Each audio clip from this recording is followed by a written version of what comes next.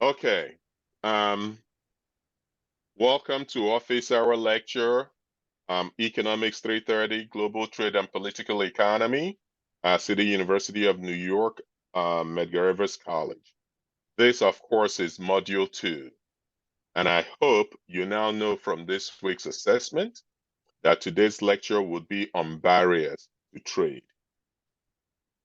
The learning objectives for this module is to understand why there can be barriers to trade, despite broad acknowledgement that trade is beneficial to all trading partners. And as we interrogate this paradox, we will identify the different constituencies nationally and internationally that attempt to limit trade. So let us then address our learning objectives for the module by interrogating the following questions. And this should also be, I'm going to address the same questions that are in your assessment for the week. The first, of course, is explain why trade among nations is beneficial. So, according to the World Bank Group, whom you will soon learn in the weeks ahead, has a stated mission to abolish poverty. The World Bank Group acknowledges that while all countries have not benefited equally from trade, in part due to domestic political economy challenges, but overall, trade has generated unprecedented prosperity, helping to lift some 1 billion with a B people out of poverty in recent decades. As one example, trade leads to faster productivity growth, especially for sectors and countries engaged in global value chains. Global value chains is obviously one of those phrases that we're going to become accustomed to in this class. And that would refer from raw materials to input products to finished products to transporting the finished products into front-facing commercial engagements such as retail outlet, where customers will then purchase. Those are the real value chain of a product or service.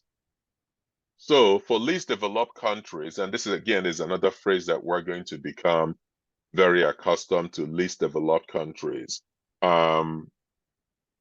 Many of us have background in least developing countries. This will be also countries that are typically called the global south. So you're also going to learn in this class the dichotomy between countries that are considered the global north and countries that are considered the global south. The global north is generally North America and Western Europe. The global south, if you were to look at the world map, is looking at South America, Africa, the Caribbean, and Southeast Asia and the like. So for least developed countries with comparative advantages, and again, I hope I don't confuse matters, but I want to continue to highlight these phrases.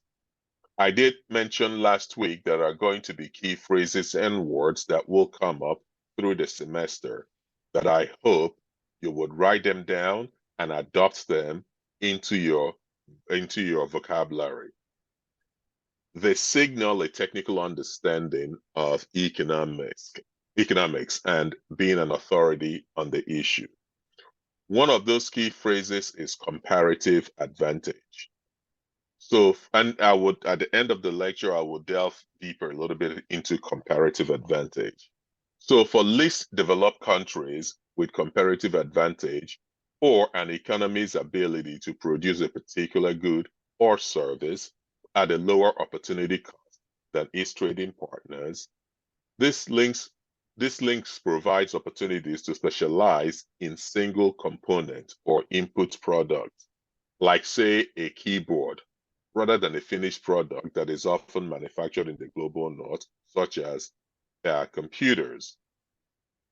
So global value chains also give least developed countries access to foreign technology, know-how, and investments. Additionally, consumers in especially advanced economy enjoy a greater variety of goods and services at lower cost. Although some firms and workers in individual sectors may see their livelihood at risk due to increased competitive pressure. So here's what that means in a nutshell. So in the developed world or the global north, uh, such as the United States, globalization sources products and services from the most cost competitive place to manufacture them. So that when we purchase them, we know that on balance, we're likely getting the cheapest possible price for that item. So as one example, um, I'm not sure what the minimum wage is. It differs in different states, but let's say that the average minimum wage is $15. You can then imagine how much flip-flop would cost if flip-flop were to be manufactured in the United States. So the person who manufactures flip-flops and makes $15 an hour would have to manufacture at breakneck speed or is going to be generally uncompetitive. Globalization would say, don't worry about making flip-flops in North America because it will create inflation. Imagine if the price of a flip-flop is $15 for a pair of flip-flops. That is going to eat into our budget. So why don't you close down that shop that makes flip-flop in America, have the Chinese or the Vietnamese make the flip-flops, and then have the American work at a retail store that sells not just flip-flops, but other things such as Target. And that way, it is a higher value job that can pay them the $15 minimum wage. So this is how globalization assigns production across various regions based on their comparative advantages. And again, we will get into the question of comparative advantage in detail. So the second assessment, obviously, is to identify the different constituencies within nations that influence trade policy. As I said, despite aforementioned benefits, globalization is under pressure from different constituencies. Traditionally, multinational businesses are good champions of international trade or globalization, as they seek global efficiencies to show up profit margins. Although post-COVID, multinationals are increasingly considering nearshoring of their operations in an attempt to de-risk their supply chain. This, again, I'm going to take a minute to really unpack it just ever so quickly. Up until COVID, especially, multinationals would locate their production facilities in the most efficient and cost-competitive location, which almost always ended up being in Asia. But as we noticed from COVID, the international supply chains were disrupted because countries were shutting down. Countries like China shut down for an extended period of time. And then we realized that critical items that we needed, such as masks, such as ventilators, were not manufactured in the United States. And because ports were shut down, there was no way to get those products to us. Even so, even if the ports were open, most countries were hoarding those products for their own citizens. And this disrupted global supply chains. Worse, it created inflation because the classic driver of inflation is when a lot of resources and customers are chasing few goods. So if 1,000 people in our community need face masks, but there are only 100 face masks available, if you're the face mask seller, you're probably thinking, of the 1,000 people, I am pretty sure there are more than 100, which is all the face masks that I have, that I'll be willing to pay For a face mask that typically costs $5, that would be willing to pay $1,000. So that's what you sell it, and that's inflation. Obviously, this is an extreme example, but this is how demand and supply dynamics can create inflation when too many customers are chasing too few goods. This is why price of most things shot up during the COVID period when we're all locked down. So as a result of this, multinational corporations now realize that they need to de-risk their global supply chains. That perhaps the smart thing to do is not always to locate your production facilities in the most cost-effective location. There is an advantage to looking at perhaps the most cost-effective location that is closer to your market, and that's called near shoring. So instead of offshoring, you're going to near shore and locate those production facilities closer to your market so that the dynamics in the supply chain is less likely to be disrupted. So that is a critical point to understand. On the other hand, continuing with the assessment, unions in particular, so in staying with the developed economies, unions in particular blame globalization for the loss of manufacturing jobs in advanced economies. So remember what I just said about flip-flops. So because it's not efficient, it's not economically efficient to manufacture flip-flops, an example, in the United States, those jobs are going to go. And most unions represent blue-collar workers. And you can see how unions would kick against it. And this goes into some of your assessment for this week. Hint, hint. Environmentalists often blame environmental degradation on outsourcing of especially heavy industries to least developed countries with weak environmental regulations and enforcement mechanisms. Service providers, especially in advanced economies, blame globalization for disruptions to supplies of vital goods like vaccines. So again, this is bearing in mind some of the challenges that hospitals went through when they blamed globalization for disruptions in their ability to get vaccines and other essential medical goods and services because the countries where these goods were produced were on lockdown, and the transportation, the ports and that would transport these products were quite often locked down as well.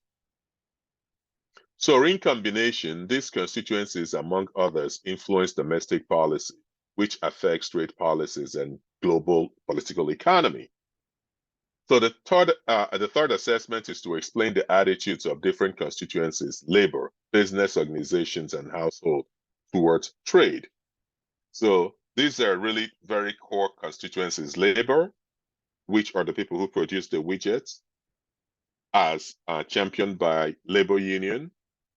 Business organizations, which are the big corporations that manufacture the stuff. And then households, you and I, the consumers, aka the consumers. So in trying to explain the attitude of these different constituencies, we would say that from the perspective of an advanced economy, labor, especially in low-end manufacturing, can be hostile to globalization as production is offshored to low-cost countries. We've just spoken about this in a little bit of a detail. Conversely, business organizations, especially multinationals, are natural champions of globalization due to inherent benefits in efficiencies. So you can see how there is a tension and therefore political advocacy that the labor unions are likely to engage in versus multinationals. So labor unions are likely to, at a minimum, not be in full support of globalization because it could lead to offshoring of jobs and therefore the loss of jobs for the members and the loss of dues from members who are now unemployed.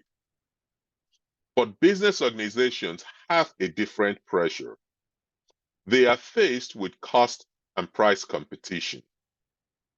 Quite often, when we buy milk or egg, we often don't care who the manufacturer is. These are commoditized items. We want the product that is least expensive.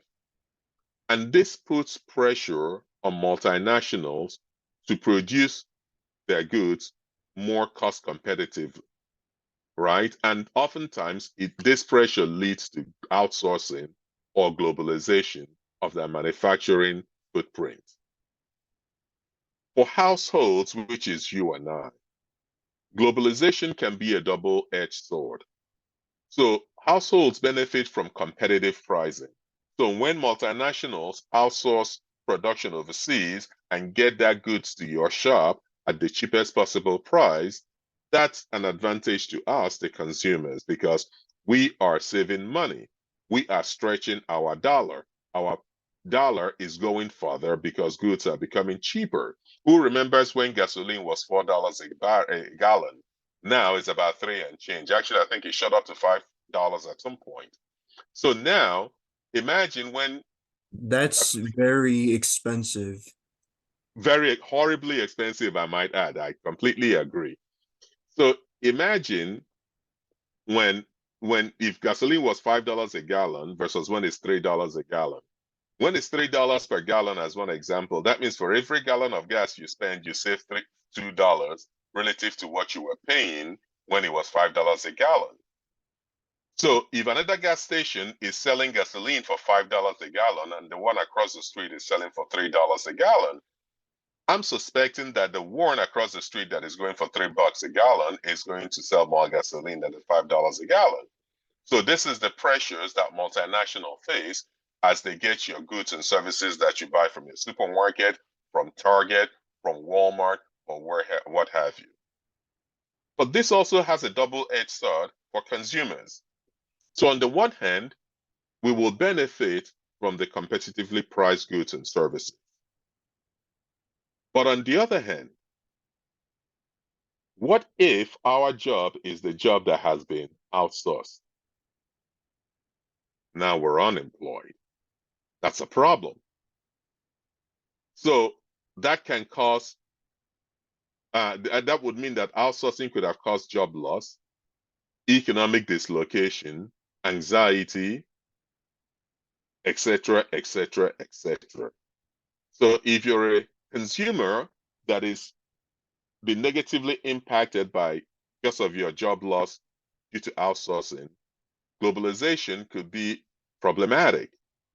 If, on the other hand, your job is secure, I could see how you would like globalization because it creates efficiencies.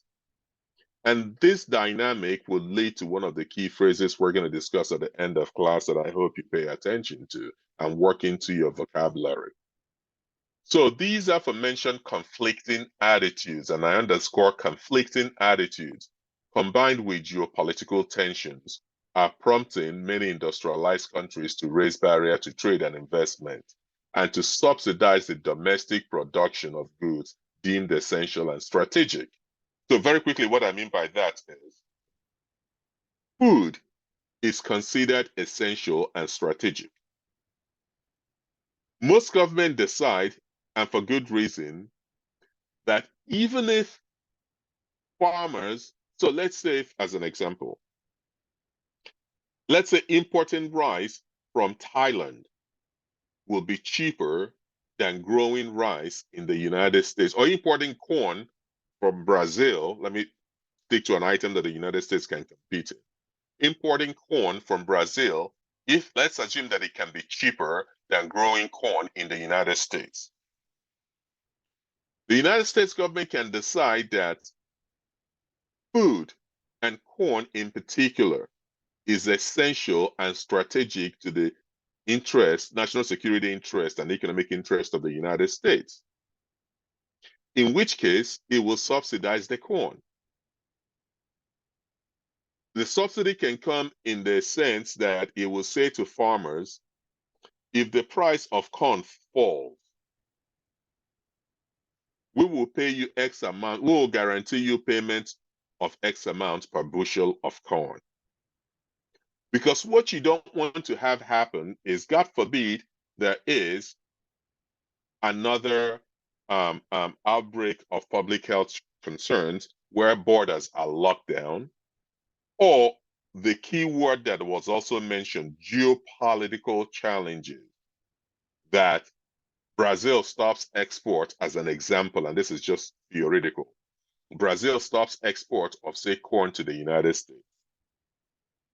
You can see how the price of cereal will shoot up. Again, given the dynamic of demand and supply that I previously discussed, and given the what will become then the scarcity of corn. Corn also creates, it is also processed into ethanol, which also goes into our gasoline. Corn also goes into syrup that we pour on our pancake. So corn goes into a number of food that we consume with, in addition to just pure corn and popcorn. So the United States government can decide that agriculture is a critical sector and it's going to subsidize it. As we will learn in the weeks ahead, it is one thing to subsidize a product or service if it's being consumed within your country. But it can quickly become problematic if that product or service is sold outside of your country, because it would then distort the price dynamics of global markets. But again, that is an issue that we will get to later in the weeks ahead. So tit for tat trade disputes and restrictions not only ultimately, so as I mentioned, let's say Brazil said they're not going to export corn to us anymore for any number of reasons. And then we respond and say, okay, we are not going to sell Brazil Chevrolets anymore because we are not happy with them. And you're going to see in the weeks ahead some of the tit for tat trade disputes that has gone on between the United States and China as an example. But tit for tat disputes and restrictions not only ultimately drive prices higher with associated inflationary pressure, they also weaken the rules-based global trading regime centered on the World Trade Organization. This may sound like words, but I believe me, by next week, we will begin to discuss some of the global institutions that undergird global trade, in particular World Trade Organization. This phenomenon in part explains why smaller developing countries cannot be self-sufficient and need to export to import. Furthermore, many developing countries don't have the fiscal resources to counter steps taken by advanced countries to subsidize domestic production, and therefore adding to the need for IMF loan facilities, a topic that we shall cover in the weeks ahead. 4, distinguish the advantages and disadvantages of international trade to different groups in a country. So international trade offers the global south. Remember, I said the global south is typically the Caribbean, South America, Africa, parts of most of Southeast Asia. So and then the global north is typically North America, US, Mexico, US, Canada, and Western Europe, and Europe essentially.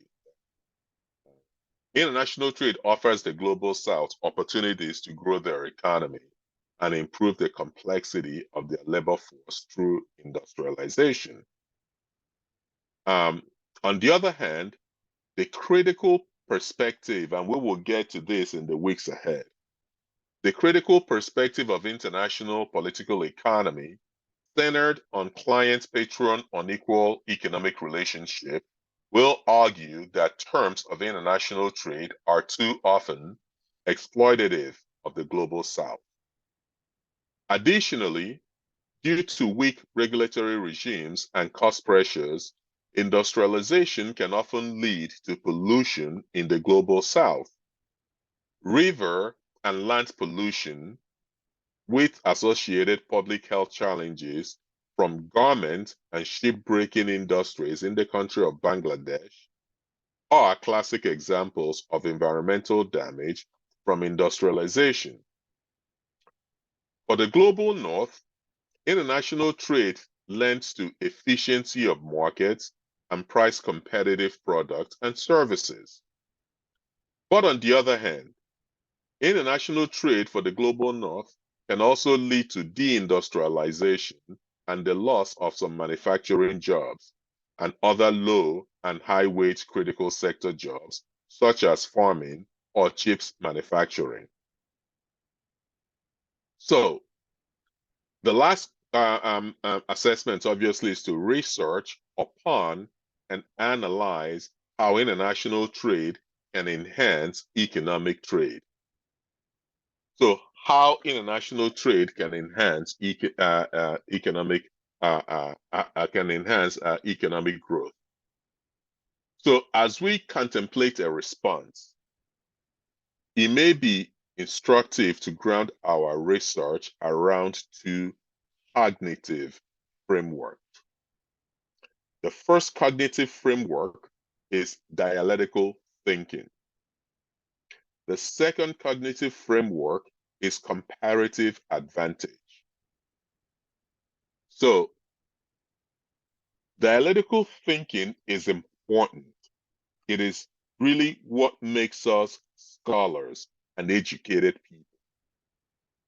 Dialectical thinking, to paraphrase the meaning, says you don't really understand an issue until you look at it from both sides. So, for instance, somebody may ask you, is globalization good for America?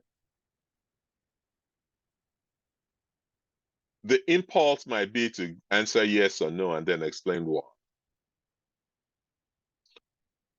But if you employ or apply dialectical thinking and think about your response in terms of all the constituent parts of the United States, you would probably respond with something along the lines, on balance, I think globalization is good for the United States because it creates efficiencies for markets.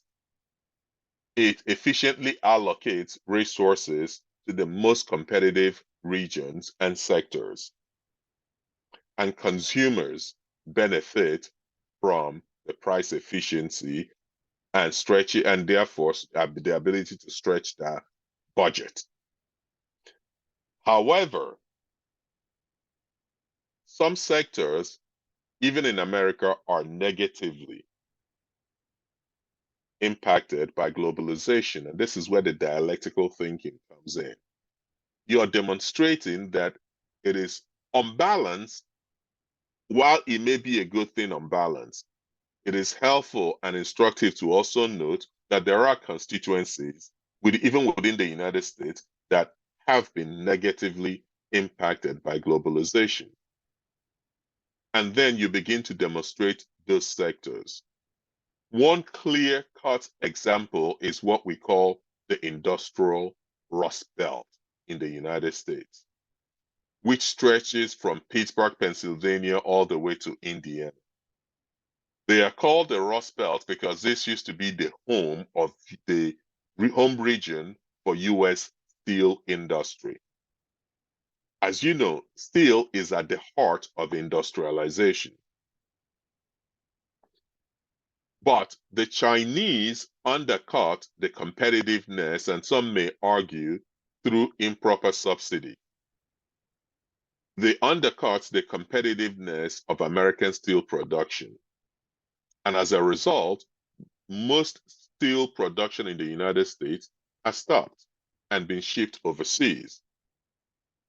So it has created a rust belt of decaying real estate and infrastructure that used to undergird and underpin US steel manufacturing. And that's why that region is called the Rust Belt, because all the steel of the buildings that house the steel production are now rusting away.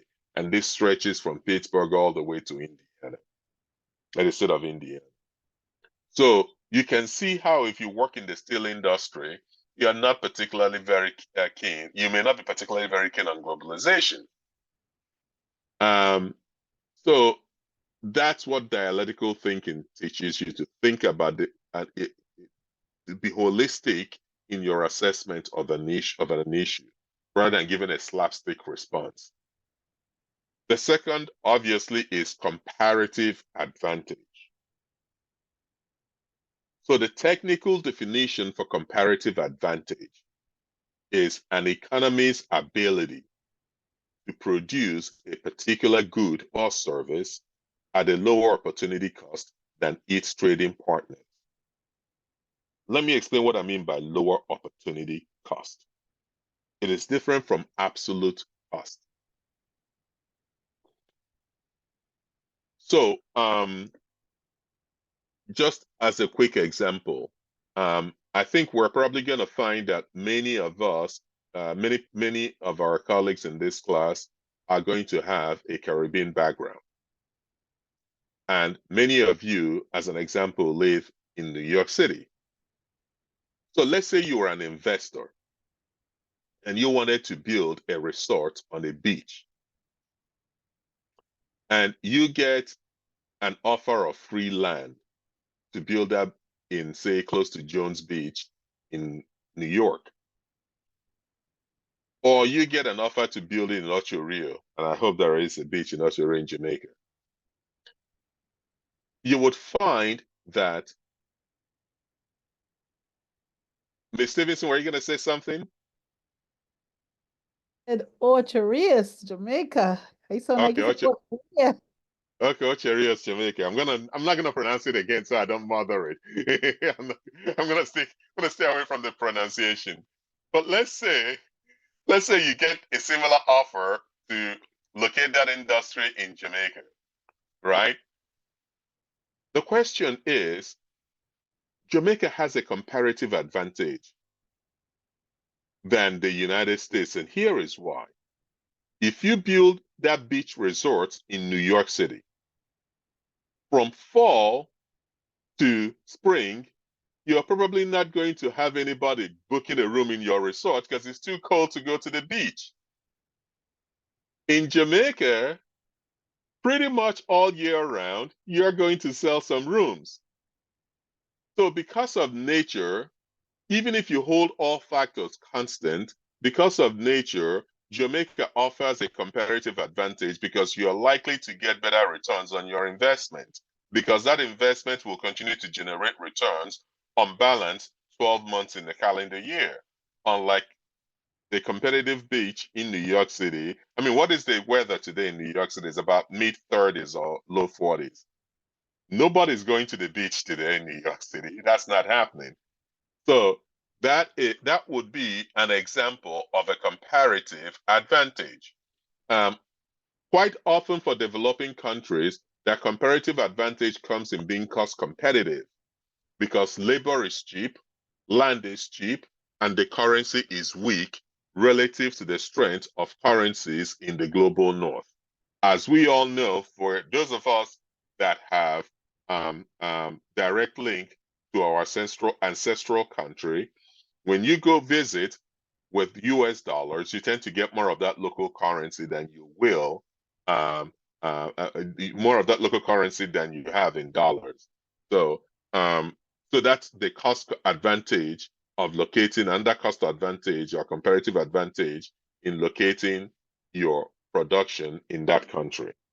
Also, least developed countries or the global south are likely to have weaker regulations, which again, employing dialectical thinking, that might be good for the multinational, the weak regulation, but ultimately bad for the environment. And there's particular people who have to live within that challenged environment because of pollution, etc. So this is the we're winding down this week's lecture. But before we do, permit me to foreshadow next week's lecture by confirming that it will be on managing the global economy. Specifically, we will examine how global trade is managed among nations, and we will review the institutions that have been set up since World War II to manage global trade, the histories of these institutions, and their different roles.